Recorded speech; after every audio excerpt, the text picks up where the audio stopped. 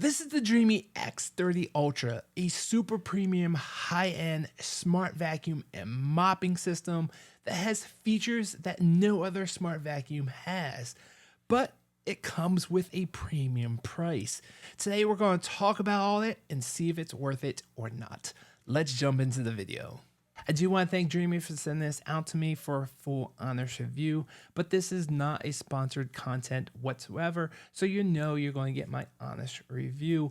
And if I don't like something, I'm definitely going to let you know, which I do have a couple cons with this, so definitely stay tuned towards the end. I'll definitely let you know what I think. Now, first off, I've been using this for a couple weeks, and I'm just going to tell you my honest opinion of actually using it rather than spitting out a bunch of specs at you that you can read on the marketing pages anyways. But there are a few features of this vacuum, like I mentioned earlier, that's not seen in any other smart vacuum. And I'm definitely going to mention those because that's where the value is. That is why you're paying a premium price for this vacuum. Now, most of my flooring is hardwood, but I do have some rugs and carpet, but at very minimum. What's great about this, which is very common in most smart vacuums, is that this has the ability to mop and vacuum at the same time, meaning that when it comes across a rug, it's actually going to lift its mopping pads so it doesn't get your carpet and rugs wet. Now, the great thing about this vacuum is that it can actually leave the mopping pads at the base automatically. So depending on your settings, which by the way, there's so many settings in this app that I've never seen in any other app, you can really customize it and get the specific features that you want turned on and off. It is really kind of overkill, but really nice to have also. Now, when it does lift those mopping pads up, they say it lifts about 10.5 millimeters, but I kind of felt like it really wasn't that high. I do have low pile carpets or rugs, and I kind of felt like it still kind of touched it. They didn't get them wet whatsoever, but if you do have medium to high pile carpets, you definitely want to make sure in those settings, you leave those mopping pads behind and do two separate runs. Do a vacuum run and then do a mopping run. Actually, even if you have low pile carpets or rugs, you might want to still do that. I did notice sometimes it would still spin the mopping heads onto the rug, although it didn't get very wet and it didn't happen that often. It was usually in tight situations where the rug and the hardwood was next to some furniture. So if you have things in close quarters, I think some of the sensors just really can't pick up to see if the vacuum is totally off the rug or on the hardwood. So just be aware that in most situations, I do recommend that you leave the mopping pads behind and do the vacuuming and mopping separate. Now, another feature the X30 has is a mop extend, meaning the two circular mopping pads in the back that are spinning around, the one on the right can actually extend out and get closer to your baseboards. And what's really cool, if it sees like under a cabinet or under a door or refrigerator, it can actually go underneath because it's so low and get underneath those low parts, which is really cool.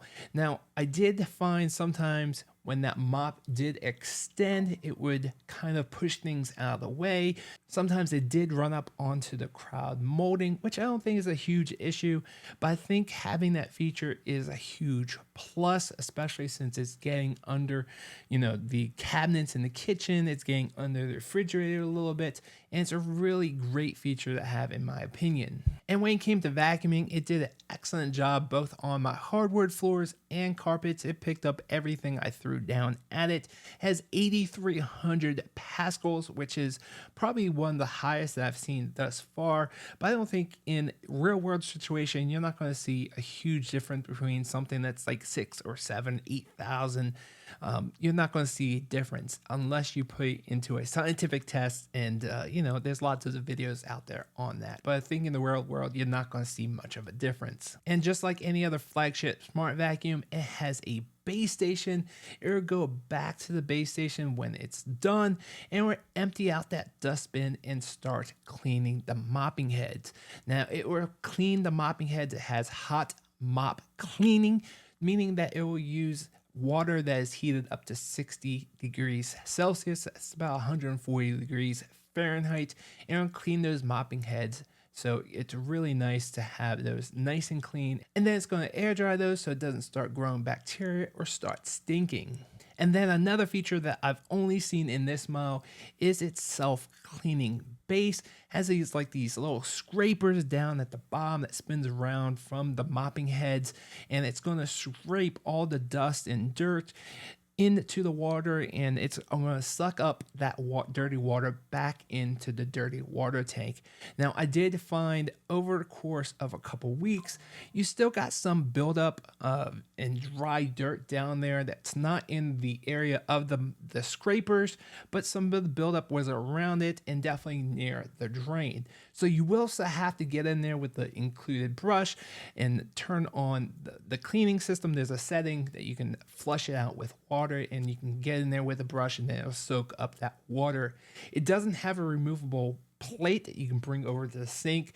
The actual scraping mechanism with the mechanical scrapers, that you can take out and clean and bring over to the sink, but the actual tray at the bottom, unfortunately, stays in there, and you just have to get in there with a brush. But I think having those scrapers is a huge plus. It's definitely going to cut down on some of the cleaning, or at least less often. Also, in the base station, you have the area where you can keep the clean water. I think it's like 4.5 liters that will put clean water into the robot vacuum. It has an 80 milliliter tank on board the vacuum. But what's really cool is that it has the ability to add detergent to the water. There's actual container into the base station that you can add detergent and automatically add the right amount to the water so you can wash the floors properly. Now, you can turn that setting off if you want to. You can add your own detergent, or you can buy the one that they recommend. Now, when it came to setting this up, it's super easy. Just like any other smart vacuum, you send it out on a little mapping quest. It'll map out your house for you. It takes about 5 or 10 minutes.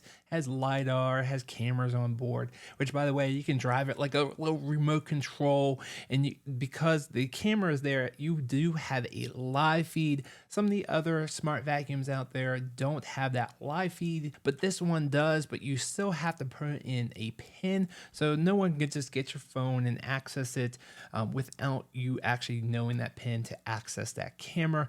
But it's really cool to log in from home, maybe take it for a ride around the house, see your pets and that type of thing. Or if you're just cleaning around and you just want to see what the vacuum's up to, that onboard live camera is available, and also has built-in lights. You can turn on the lights, or you can have it turn on automatically. It's totally up to you. There's so many settings in this app, and it's beyond amazing of what features they have within this app and what you can turn on and turn off to your preference. Now, you can schedule this robot vacuum out every day, every other day. It's all up to you. You can schedule it to clean one room, maybe with the vacuuming, maybe mopping another room, maybe mopping and vacuuming one room. It's all up to you, and it's really cool that you can leave those mopping heads behind. And when it is vacuuming and mopping, it does have obstacle avoidance. Unfortunately, it still needs some work in that department, in my opinion. I would say it worked at like 90% of the time, but sometimes I noticed it would take a beeline in the middle of a cleaning and it would run over some wires and some other stuff. So I don't think it's spot on when it came to the obstacle avoidance. I think they call it 3D avoidance. And what's really cool, it does identify a bunch of things within the app. So if it does find an obstacle, there's a little pinpoint in the app and you can click on it and it will show you a photo of it. Most of the time it did identify the object correctly, but sometimes, it just doesn't have a full list of objects, and you might have things that it's never even seen, but it wasn't always spot on. So just be aware of that. I think the few times that I saw it do something, it was a wire and definitely pens. For some reason, it cannot see pens or identify pens, and it just runs over them trying to suck them up. So just be careful with pens and pencils on the floor. I also have two small dogs that have short hair, but if you have a lot of pet hair and other hair that's laying around on the floor, unfortunately, this current model does not come with an anti-tangle brush. It's just a standard brush that they have in their other models, but they do have a new anti-tri-cut brush available for a separate purchase.